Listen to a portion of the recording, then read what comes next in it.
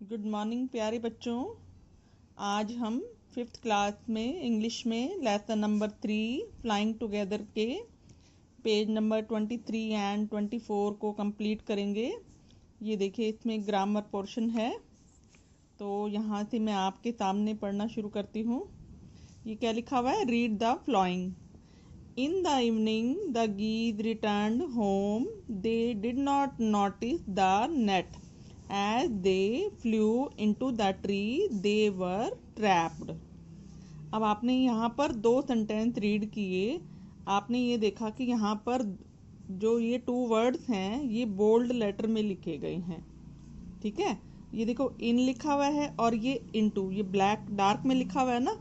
तो ये वाले जो वर्ड हैं वो क्या कहलाते हैं? प्रेपोजिशंस। क्या कहलाते हैं? प्रेपोजिशंस।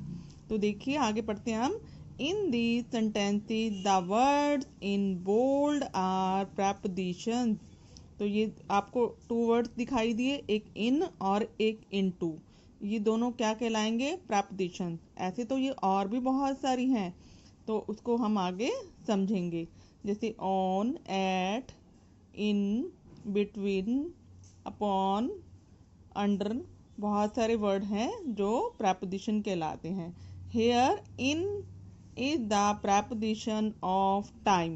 जो जब हम इनका प्रयोग करेंगे तो वो समय के लिए होगा। And into the preposition of place, और जो इनटू है वो प्रेपोजिशन प्लेस यानी जगह के लिए यूज होगा। तो ऐसे ही कुछ और प्रेपोजिशंस हैं जो टाइम एंड प्लेस के लिए यूज किए जाते हैं। Some of the prepositions of time and place are used as shown below. तो देखिए यहाँ पर लिखा हुआ है प्रेपोजिशंस ऑफ, ये टाइम के लिए यूज होंगे ये वाले, और ये प्लेस के लिए यूज होंगे। टाइम के लिए कैसे यूज होंगे? देखिए, जहाँ पर भी आपको टाइम लिखा हुआ दिखाई देता है, चाहे 5 o'clock लिखा हुआ है, चाहे 7 o'clock, चाहे 9 o'clock, वहाँ पर आप एट को यूज करेंगे, एट प्रेपोजिशन को यूज करेंगे। उसके बाद ये नून लिखा हुआ है, नून यानी दोपहर, चाहे नून लिखा हुआ है चाहे नाइट लिखा हो, तो आप उसके साथ भी एट का प्रयोग करेंगे। आप जो सेंटेंस रीड करेंगे उसमें आपने व्हेन से क्वेश्चन करके देखना है। व्हेन का मतलब कब। अब जब हम कब के बारे में पूछते हैं, व्हेन से क्वेश्चन करते हैं, तो हमारा समय का पता चलता है, तो उसके लिए हमने एट का यूज करना है। उसके बाद देखिए जुलाई, कोई भी मंथ नेम आता है उसके साथ हमने इन का प्रयोग करना है। किसका? इन का प्रयोग करना है। उसके बाद मॉर्निंग आए, इवनिंग आए, सुबह शाम, तो उसके साथ भी हमने इन का प्रयोग करना है। या कोई भी डेज ऑफ वीक आते हैं, Sunday, Monday, Tuesday, Wednesday, Thursday, Friday, Saturday, उसके साथ हम ऑन का प्रयोग करेंगे। किसका प्रयोग करेंगे? ऑन प्रेपोजिशन का। और अगर कोई भी फेस्टिवल आता है, दिवाली, राखी, रक्षाबंधन, दशहरा, क्रिसमस, उसके साथ हम ऑन का प्रयोग करेंगे। ये आपने याद करना है, समझना है इस चीज़ को कि कौन सा कैसे यूज करना है। फिर आगे देखिए, कोई भी प्लेस आता है, किसी भी प्लेस के बारे में बात की जाती है तो प्लेस के साथ एट लगता है, ये हमने देखना है। अब जैसे एट द कॉर्नर लिखा हुआ है, कॉर्नर का मतलब कोने में, जगह है ना, तो जगह के साथ हम एट का यूज करेंगे। बस स्टैंड, रेलवे स्टेशन, कुछ भी वर्ड आता है तो हमने एट यूज करना है। अब आगे देखिए, इन का प्रयोग दे रखा है, यहाँ करनाल लिखा हुआ है, सोनीपत भी आ सकता है। प्लेस है ना, जगह, कोई भी प्लेस, किसी का भी नाम आ जाए, पानीपत, सोनीपत, कुरुक्षेत्र, अम्बाला, यमुनानगर, तो वहाँ पर हम इनका यूज करेंगे।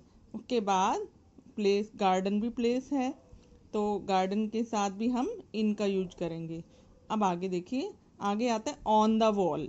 वॉल यानी दीवार पर, किसी चीज़ पर, तो एक प्रॉपर जगह हो गई, प्लेस हो गया, तो हम उसके साथ क्या यूज करेंगे? ऑन यूज करेंगे। ऑन ए पेज, पेज पर, तो देखिए दीवार पर, पेज पर, तो हम कौन सी प्रेपोजिशन यूज करेंगे?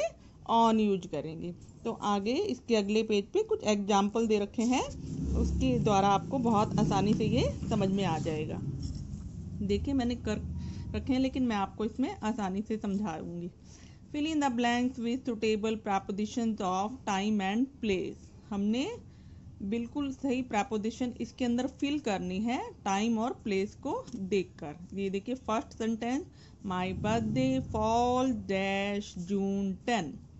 मेरा जन्मदिन 10 जून को आता है। कब आता है? देखिए अब हिंदी में करिए, कब आता है, समय के बारे में बात हो रही है तो हम इसके साथ ऑन लगाएंगे। क्या लगाएंगे? ऑन। अगला देखिए, क्रिसमस ऑलवेज कम डैश दिसंबर। क्रिसमस हमेशा दिसंबर में आता है। कब आता है? दिसंबर में आता है, दिसंबर के महीने में आता है। इन लगाएंगे इसके साथ हम। आगे, look dash the picture dash page number 2। Look at the picture, उस तस्वीर की तरफ देखो जो कि पेज नंबर 2 पर है। अब देखिए पेज नंबर 2 पर है, पर के लिए हम क्या लगाएंगे? ऑन लगाएंगे। तो अगला देखिए 4 number, we don't go to school dash Sunday. हम रविवार को स्कूल नहीं जाते हैं। कब नहीं जाते? संडे को, संडे हो तो जो भी कोई भी हॉलीडे आता है तो उस दिन हम स्कूल नहीं जाते हैं। तो इसके लिए हम क्या लगाएंगे? On preposition.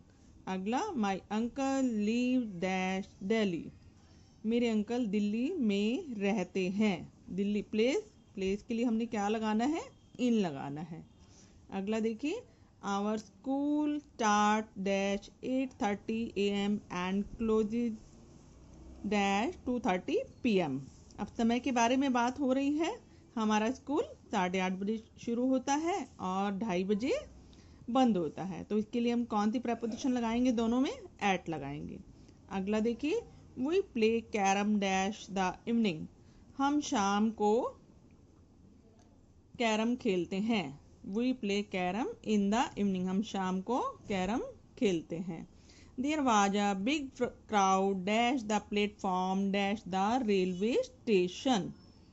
बहुत बड़ी भीड़ है प्लेटफॉर्म पर।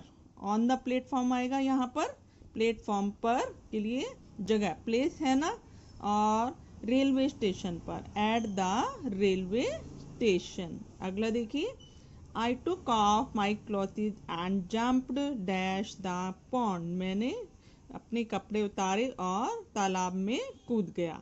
तो देखिए तालाब में, अंदर, तो इसके लिए कौन सी प्रपोजिशन होएगी? इनको हम यूज करेंगे। Next, hang this picture dash the front wall. इस पिक्चर को, इस तस्वीर को सामने वाली दीवार पर टांग दीजिए। तो देखिए सामने वाली दीवार पर, वॉल प्रॉपर प्लेस के लिए तो हम इसमें कौन सा प्रपोजिशन यूज करेंगे? ऑन यूज करेंगे। तो बच्चों इसकी आपने बार बार प्रैक्टिस करनी है, तभी जाके ये आएंगे। ये तो कुछ सेंटेंसेस हैं, आप और सेंटेंसेस भी ढूंढिए और अपने आप इसको फिल करके देखिए कि किसमें क्या आता है। तो आप 2-3 बार इसको प्रैक्टिस करेंगे, सेंटेंसेस करेंगे तो आपको ये आसानी से आ जाएंगी।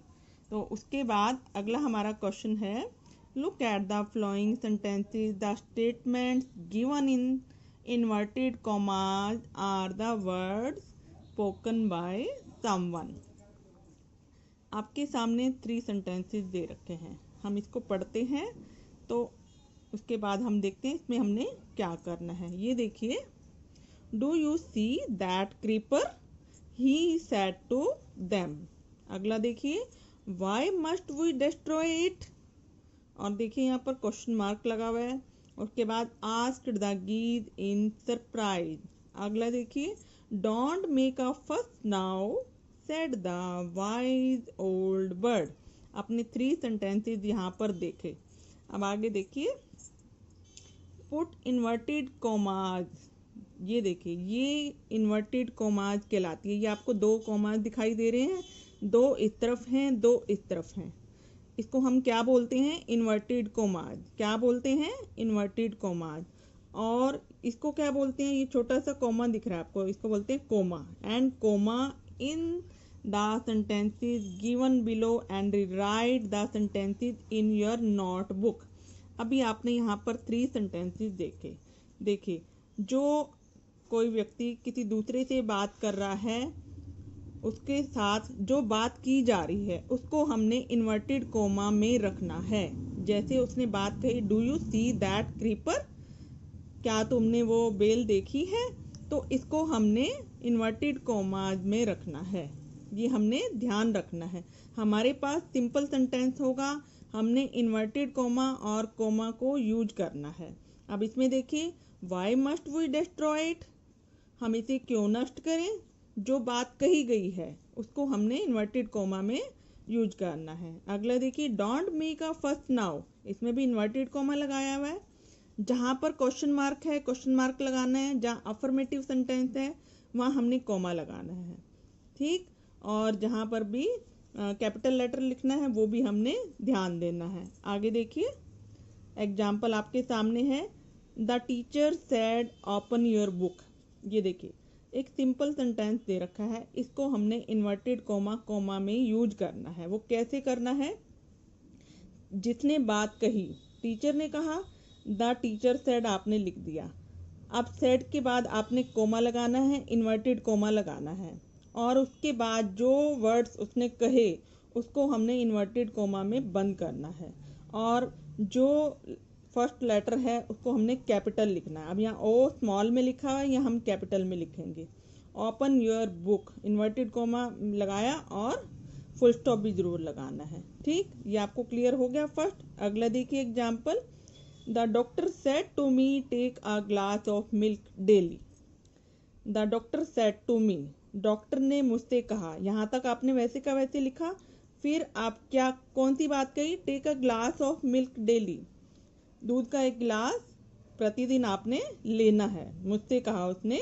तो हमने यहाँ कोमा लगाया, इन्वर्टेड कोमा, फिर टी देखिए स्मॉल लेटर में है, हमने यहाँ पर कैपिटल में लिखना है। ये ध्यान रखना है, छोटी छोटी बातें हैं, इन चीज़ों को सीखना है हमने।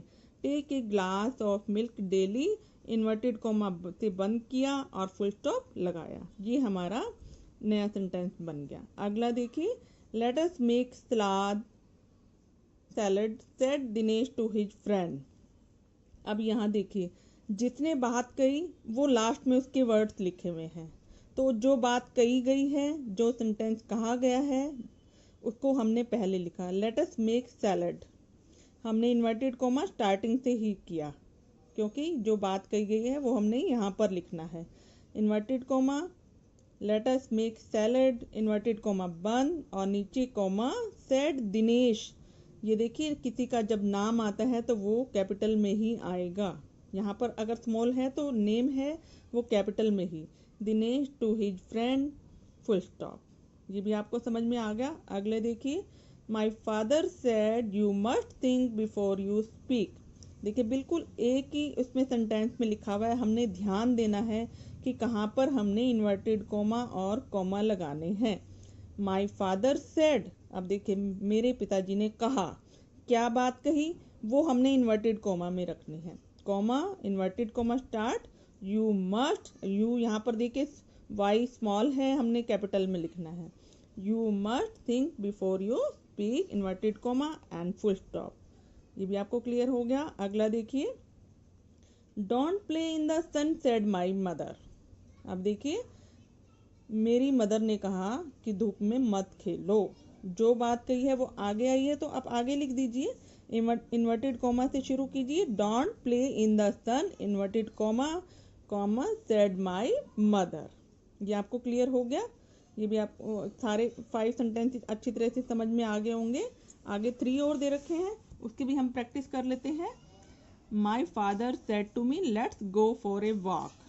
माई फादर सेड टू मी, देखिए आपने बिल्कुल वैसे का वैसे लिखना है। यहाँ पर जो बात कही है फिर उसको चेंज कीजिए, कोमा, इन्वर्टेड कोमा शुरू, एल, लेट का एल यहाँ स्मॉल है, हमने कैपिटल में लिखना है। Let's go for a walk, inverted coma, full stop. ये भी आपको समझ में आ गया होगा। अगला देखिए, please give me a glass of water said my brother.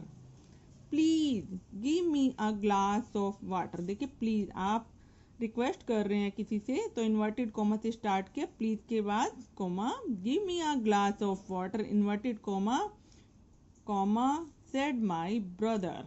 ये भी आपको समझ में आ गया होगा। आगे देखिए, do you like to play hockey. Asked the teacher. अब यहाँ पर क्वेश्चन मार्क दे रखा है, ठीक है, हमने यहाँ भी क्वेश्चन मार्क ही लगाना है। इन्वर्टेड कॉमा से स्टार्ट किया, do you like to play hockey, question mark, inverted comma, asked the teacher, full stop. तो छोटी छोटी बातें हैं, इसको ध्यान में रखना है। अगली क्लास में आप जाओगे, आपके डायरेक्ट इनडायरेक्ट एक ग्रामर का टॉपिक आएगा। अगर ये आपने अच्छी तरह से कर लिए तो आप उसको भी अच्छी तरह से समझ पाएंगे। तो बच्चों, इसी वीडियो में हम इतना ही समझेंगे, इन दोनों टॉपिक को। इस वीडियो को बार बार देखिए, इसको समझिए अच्छी तरह से और सेंटेंसेस लेकर इसकी प्रैक्टिस कीजिए।